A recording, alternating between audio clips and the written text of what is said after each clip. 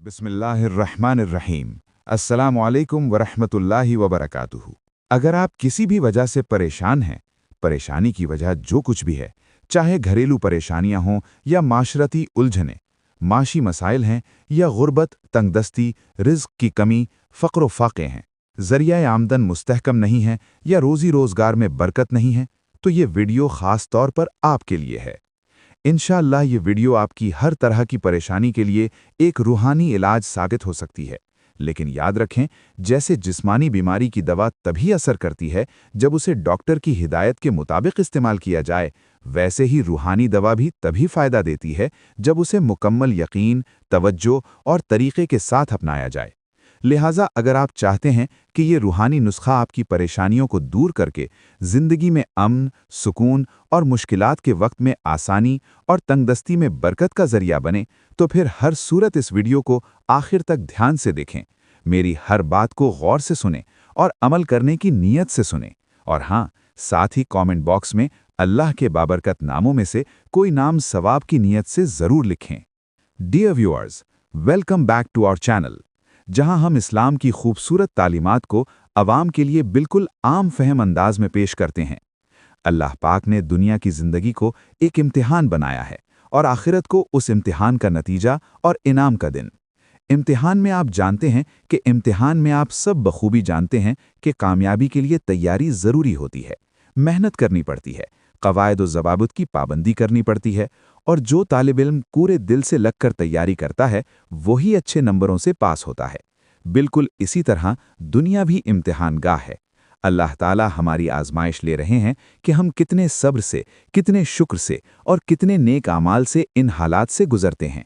यही वजह है कि कोई दिन खुशियों से भरा होता है तो कोई दिन गम और परेशानियों वाला। कभी रिस्क की तंगी घेरा डाल लेती है तो कभी कौन सी आजमाइशें आ खड़ी होती हैं। ये सब इम्तिहान के हिस्से हैं। इस इम्तिहान से हर खास व आम और हर अमीर गरीब को गुजरना है। आज तक कोई इससे बच नहीं सका। इसी बात की तरफ इशारा करते हुए अल्लाह रब्बुल इज़्ज़त कुरान मजीद में फरमाते हैं कि हम ज़रूर तुम्हें आजमाइश में डालेंगे, कभी खौफ और भूख से, कभी माल और जानों के नुकसान से, मगर जो लोग सब्र करने वाले हैं उनको खुशखबरी है। तो अगर आप भी इन्हीं आजमाइशों से गुजर रहे हैं, दिल परेशान है, रातों की नींद उड़ी हुई है, तो घबराने की कोई बात नहीं, क्योंकि अल्लाह ताला ने हर मुश्किल के साथ आसानी भी पैदा करी है, और जो अल्लाह पर भरोसा रखता है वो कभी नामुराद नहीं रहता।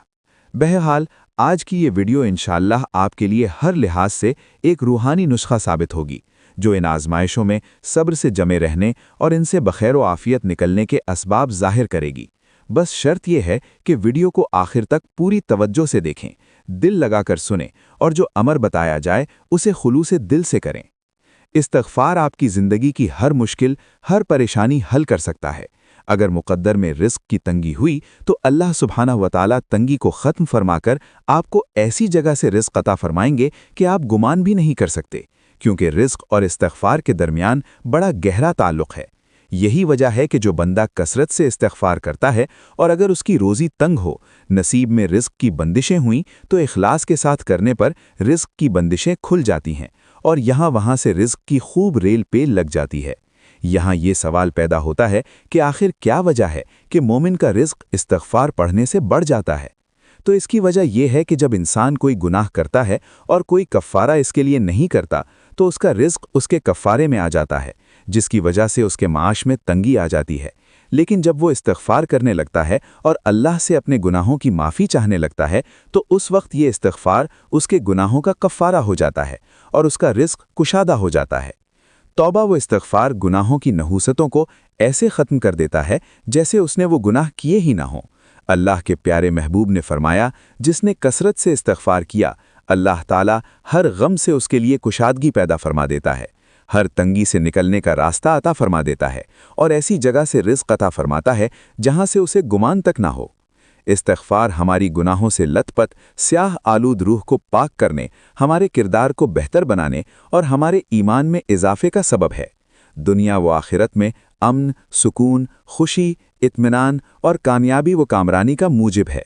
रसूलुल्लाह सल्लल्लाहु अलैहि वसल्लम ने फरमाया कि जिसने استغفراللہ الذی لا الہ الا هو الحی القیوم و اتوب الیہ کہا، وہ بندہ ضرور بخش دیا جائے گا، اگرچہ اس نے میدان جنگ سے بھاگنے تک کا گناہ کیا ہو۔ یاد رہے، میدان جہاد سے بھاگنا بدترین کبیرہ گناہوں میں سے ہے، لیکن اس حدیث میں فرمایا گیا ہے کہ اگر اس بدترین اور سخت ترین گناہ کا مرتکب بھی ان الفاظ کے ذریعے اللہ تعالیٰ کے حضور میں توبہ و استغفار کرے تو وہ بخش دیا جائے گا۔